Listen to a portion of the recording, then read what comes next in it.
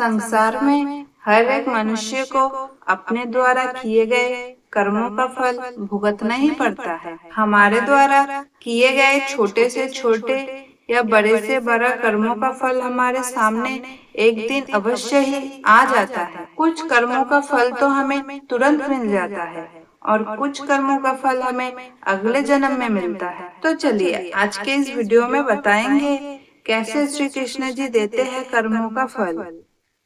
नमस्कार दोस्तों, हमारे चैनल भक्ति ज्ञान वाणी पे आप सभी का स्वागत है। अगर आप हमारे चैनल पे नए हो तो चैनल को सब्सक्राइब कर दीजिए। तो दोस्तों, अगर आपके सर में दर्द हो रहा है और आप उसकी दवा खाते हैं तो निश्चित रूप से कुछ समय बाद आपका सर दर्द ठीक हो जाता है।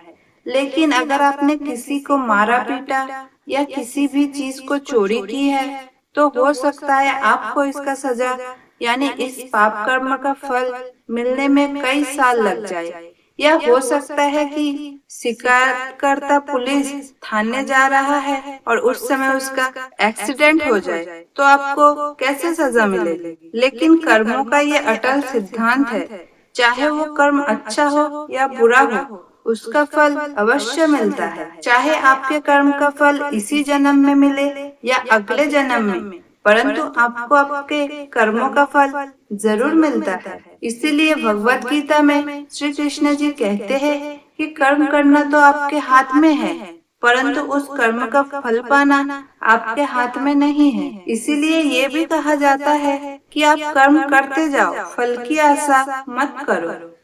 आपको आपका कर्म निष्काम कर्म योग की रीत से करना चाहिए। अर्थ, अगर आप अच्छे कर्म करते हैं तो आपको अच्छा फल मिलता है, लेकिन अगर आप बुरे कर्म करते हैं तो आपको उसका बुरा फल अवश्य मिलता है। कर्मों के फल से कोई नहीं बच सकता है। यहाँ तक कि राजा दशरथ, भगवान श्री राम, श्री कृष्ण अथवा धृतराष्ट्र ने भी अपने कर्मों का फल भोगा है। जैसे श्री कृष्ण की मृत्यु एक अहल्या ने की थी। वो अहल्या वही बाली था जिसकी मृत्यु त्रेता युग में राम जी ने धोखे से किया था, जिसका फल उन्हें द्वापर युग में श्री कृष्ण के रूप में मिला था।